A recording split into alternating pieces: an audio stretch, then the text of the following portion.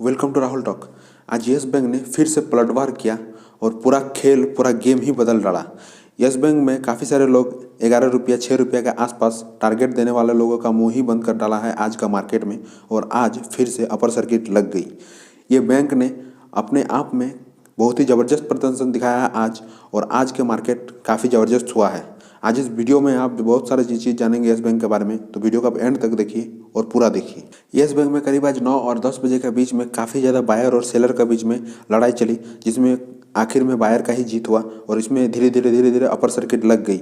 और upper circuit लगने का पीछे बहुत ही ज़्यादा कारण है जो कि आपको ये वीडियो में मिलेगा। और गाइस, यस बैंक जिस तरह से अपने आप में एक अपर सर्किट लगाई, हो सकता है ये कल भी अपर सर्किट में ही रहे, क्योंकि आज का वॉल्यूम काफ़ी ज़बरदस्त था और आज का वॉल्यूम भी काफ़ी ज़्यादा था। यस बैंक का वॉल्यूम एनालाइज को आप देख सकते हैं 1 वीक यस्टरडे और टुडे। 1 वीक से पहले करीब 29 करोड़ के आसपास में वॉल्यूम में ट्रेड होता था, जिसमें कि काफ़ी ज़्यादा सेलर का प्रेशर था। फिर उसके बाद कल भी इसमें 33 करोड़ के आसपास वॉल्यूम का प्रेशर था इसमें, और इसके कारण कल भी लोअर सर्किट लग गई थी और इसका वॉल्यूम में काफ़ी ज़्यादा था। और आज आप देख सकते हैं आज वॉल्यूम में काफ़ी ज़्यादा कंट्रोल है, इसीलिए आज अपर सर्किट लगी। और जो टारगेट दिए हैं करीब 11 रुपीज़ 6 रुपीज़, उसका मुँह ही बंद हो गया है ये वॉल्यूम के बाद। जैसे कि यस बैंक 1 वीक के पहले और आज में आप डिफरेंस कर सकते हैं। 1 वीक के पहले करीब 30 करोड़ के आसपास इसमें वॉल्यूम में ट्रेड हुआ था, जो जिसके कारण इसमें बायर और सेलर के बीच में कोई फ़र्क नहीं पड़ा और अचानक से 18 से 15 रुपीज़ तक गिरावट देखने को मिली। अब ये और नहीं गिरेगी, क्योंकि आप देख सकते हैं यहाँ पर आज का जो वॉल्यूम है वो बहुत ही कमाल का है और करीब 20 करोड़ के आसपास ही इसमें वॉल्यूम दिख रहा है। तो और कल भी हो सकता है कि इससे अगर कल और कम हुआ वॉल्यूम तो आप समझ जाइए कि यस बैंक और नहीं गिरने वाला है, और जो टारगेट दे रहे हैं फालतू का उतना नीचे कभी जाएगा भी नहीं, 11 रुपया या 6 रुपया। अब यस बैंक ऊपर की ओर ही मूव करने के लिए है। तो गाइस, आपको एक चीज़ यहाँ पर बता दें, वीडियो को आगे बढ़ने से पहले यहाँ पर कुछ पर्सनल फाइनेंशियल रिपोर्ट दिया हुआ है, जिसमें कि डीसीबी बैंक और यस बैंक इन दोनों में इंटरेस्ट रेट सबसे बेस्ट है। अगर कोई भी डिपॉजिट करता है अपना फंड तो इन दोनों में ही सबसे ज़्यादा इंटरेस्ट रेट देता है। तो गाइस, इससे आप समझ सकते हैं इस बात से कि यस बैंक का आने वाला दिन जो है वो अच्छा ही है, इसमें ख़राब नहीं है। अगर ये 5 रुपीज़ नहीं आता तो आप एवरेज कैसे कर पाते? 5 रुपीज़ आया, इसमें से आपका काफ़ी ज़्यादा अच्छाई भी है या फिर आपका खराबी है। अगर आप बेच दिए हैं शेयर को प्रेशर में आके, तो आप उसमें से ख़राब ही किए हैं। गाइस, यस बैंक का फाउंडर राणा कपूर को फिर से ईडी ने अपने कस्टडी में लिया है, ये पूछताछ करने के लिए। इसमें और एक मनी लॉन्ड्रिंग सामने आया है जो कि 2020 मार्च के समय 8 मार्च के समय हुआ था।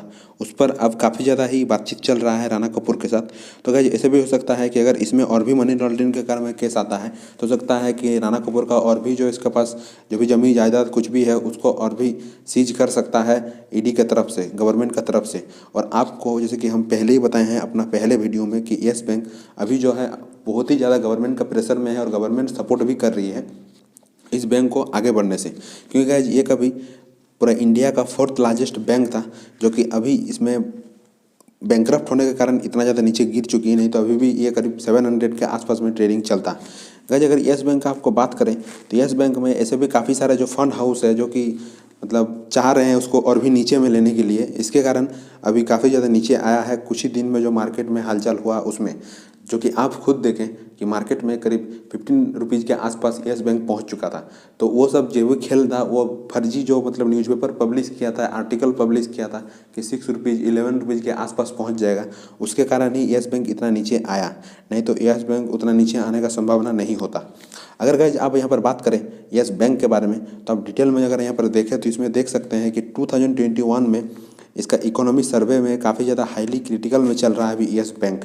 जो कि हाल ही में भी न्यूज़ आया था कल ही में कि ऐसा था कि यस बैंक ने कुछ एक कंपनी को पकड़ने के लिए कोशिश कर रहा है, जो कि वो भी यस बैंक से लोन लिए हैं करीब कुछ करोड़ रुपीज़ का। तो हो सकता है गाइस कि यस बैंक अभी जो अपने लोन जो जिसको दिए हैं उससे अपना लोन को रिकवर करने के लिए और गवर्नमेंट के पास जो भी लोन है उसको लोन को रिपे करने के लिए यस बैंक फिर से अपने कदम और बढ़ा सकती है। तो कभी भी इसमें और भी अच्छा न्यूज़ आ सकती है। तो जैसे कि हम आपको बताए हैं कि यस बैंक अगर आप होल्ड करके रखे हैं तो आप कोशिश कीजिएगा उसको एवरेज करने का, पर एवरेज उसी जगह में कीजिएगा जहाँ पर आपको लगे कि अभी एवरेज करना चाहिए। गाइज, 4 दिन पहले ही हाईकोर्ट ने राणा कपूर को रिफ्यूज़ किया बेल देने के लिए।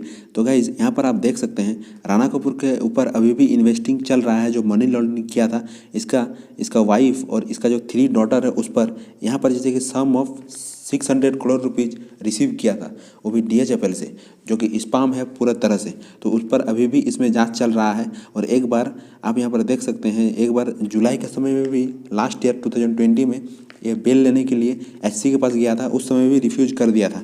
और अभी भी इसके बारे में जांच चल रहा है राणा कपूर में। और ED बहुत बुरी तरह से इसको अभी घेरा हुआ राणा कपूर को।